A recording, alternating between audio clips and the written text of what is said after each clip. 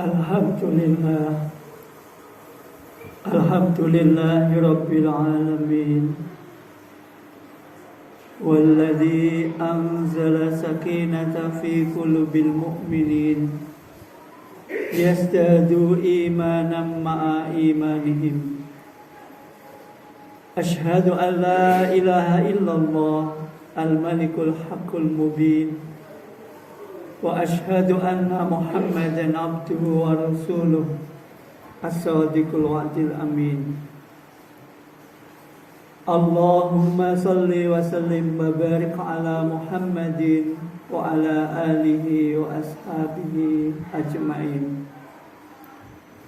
Faya ayyuhal hadirun rahimakumullah, usikum wa nafsi bitaqwallah. Ittaqullaha haqqa tuqatih wa la tamutunna illa wa antum muslimun. Wa qala Allah ta'ala fil Qur'anil Karim, a'udzu billahi minasy syaithanir rajim. Bismillahirrahmanirrahim. Fa idza qadaytum manasikakum fadhkurullaha ka dzikrikum aba'akum aw ashadda dzikra. Faminan nasi may yaqulu rabbana atina fid dunya wa ma lahu fil akhirati min khalaq. Wa minhum may yaqulu rabbana atina fid dunya hasanah wa fil akhirati hasanah wa qina adzabannar. Sadaqallahul azim. Jamaah sidang Jumat yang berbahagia rahimakumullah. Alhamdulillah, bersyukur kita karena limpahan Allah yang tiada terkira. Pada siang yang berbahagia ini kita masih diberi kesempatan untuk menjalankan ketaatan kepadanya. Sebagai ungkapan rasa syukur kita, marilah kita wujudkan dengan meningkatkan kualitas keimanan dan ketakwaan kita kepada Allah dalam takwa yang sebenar-benarnya. Kita berusaha di dalam setiap langkah hidup kita ini di dalam rangka mentaati apa yang diperintahkan Allah dan menjauhi apa yang dilarangnya. Hadirin yang berbahagia, hari ini seluruh jamaah haji berkumpul di Arafah sebagai puncak dari ibadah haji yang akan dimulai selepas zuhur. Kalau kita di Indonesia yang berselisih kira-kira 4 jam, mungkin akan kita mulai sesudah ba'da asar. Yang kita kenal hari ini ada dengan Arafah. Kalau kita runtut sejarahnya, ini adalah merupakan suatu perjalanan rohani kehidupan baginda Nabi Ibrahim sallallahu alaihi wasallam ketika mendapatkan perintah yang diawali dengan tarwiyah, kemudian menjadi Arafah. Yang pada dasarnya kita ini dianjurkan untuk memikirkan, merenungkan, menimang-nimang apa saja yang menjadi perintah Allah, itu hendaklah kita berusaha semaksimal mungkin bisa kita laksanakan. Meskipun mungkin dengan keadaan awal-awalnya tarwiyah ada keraguan-raguan, tetapi mari kita akhiri dengan Arafah dengan penuh keyakinan bahwa setiap apa yang diperintahkan Allah itu adalah kebaikan dan demi kemuliaan kita, sehingga hikmah yang bisa kita ambil, marilah kita merenungkan apa saja yang menjadi hakikat dalam kehidupan kita ini. Dalam bahasa modern kita kenal dengan istilah 5W 1H, mungkin yang kita sering kenal dalam dunia manajemen. Mari kita koreksi kembali what, who, where, when, dan how. Kita mengenal kembali siapa diri kita. Insya Allah dengan kita kenal itu, kita akan mampu mengetahui dan mengenal Tuhan kita. Sebagian para ulama mengatakan man arofa nafsahu arofa robbahu. Siapa yang bisa mengenal dirinya, dia pasti akan bisa mengenal Tuhannya. Karena apapun yang ada di dalam diri kita ini pada dasarnya adalah wujud tanda-tanda kebesaran Allah. Sehingga mata kita, telinga kita, lisan kita, apapun yang ada dalam diri kita ini adalah pengejawantahan kebesaran Allah. Yang kita tahu, kita ini yang menciptakan Allah dan akan kembali kepada Allah. Inilah hakikat yang harus kita ketahui. Kemudian kalau kita mengatakan what, apa yang akan kita lakukan, apa yang kita inginkan dalam hidup kita ini. Tadi di dalam awal khutbah saya bacakan, para jamaah haji yang sudah selesai melaksanakan wukuf di Arafah dan seluruh manasiknya itu diperintahkan oleh Allah untuk banyak-banyak menyebut nama Allah. Fa idza qadaitum manasikakum fadhkurullaha kadzikrikum aba'akum aw asyadda dzikra. Apabila kamu telah selesai manasik, seluruh rangkaian ibadah haji itu, maka kita diperintahkan untuk banyak-banyak menyebutkan Allah, nama Allah, mengagungkannya.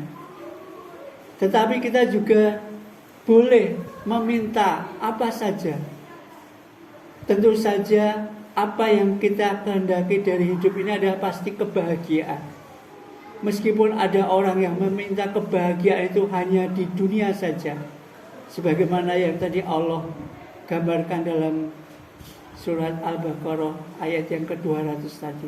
Faminan nasi may yaqulu rabbana atina fid dunya wa ma lahu fil akhirati min khalaq. Ada orang-orang yang menginginkan hidupnya itu mendapatkan kebahagiaan di dunia saja, tapi mereka di akhirat tidak akan mendapatkannya.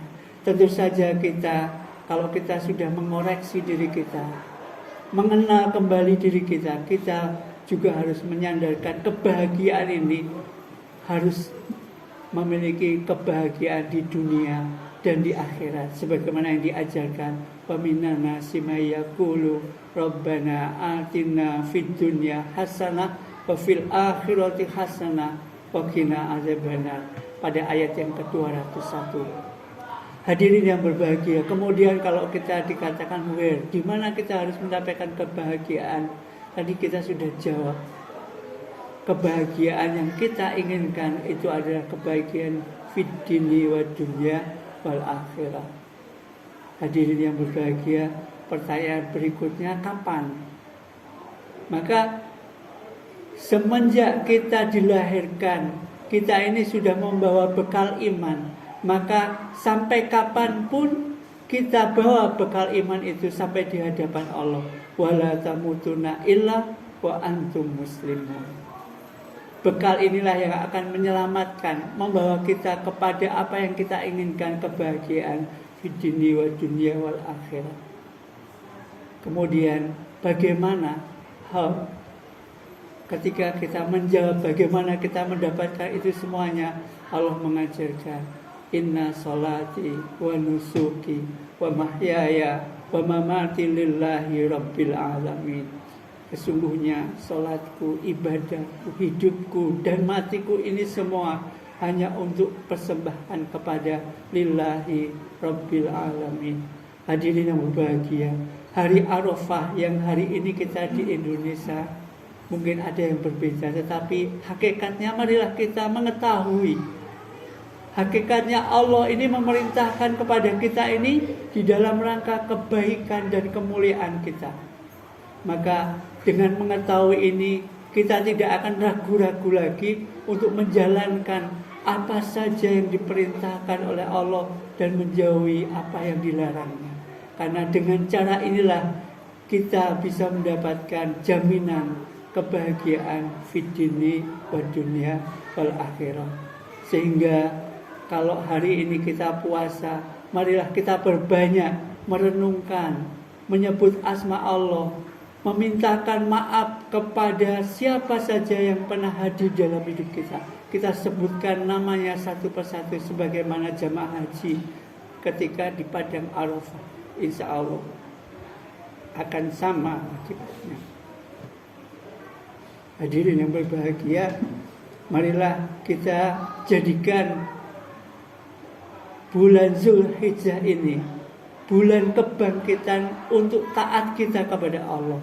Sehingga semakin taat kita kepada Allah, perubahan zaman yang tidak menentu, yang semakin cepat dan tidak ada kejelasannya ini tidak akan menggoyahkan kehidupan kita, tidak akan menjadikan hampa hidup kita, karena kita sudah memiliki jawaban yang pasti akan siapa diri kita, mau kemana kita, bagaimana cara mendapatkannya.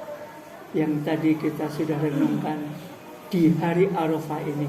Semoga dengan merenungkan ini kita akan semakin yakin dan semakin taat kepada Allah Subhanahu wa taala, sehingga ketaatan inilah yang akan membawa kita kepada kesejahteraan di dunia sampai di akhirat kelak. Amin ya rabbal alamin. Barakallahu li wa lakum fil Qur'anil azim wa nafa'ani wa iyyakum bima fihi minal ayati wa dzikril hakim wa taqabbala minni wa minkum tilawatahu fastaghfiruhu innahu huwal ghafurur rahim.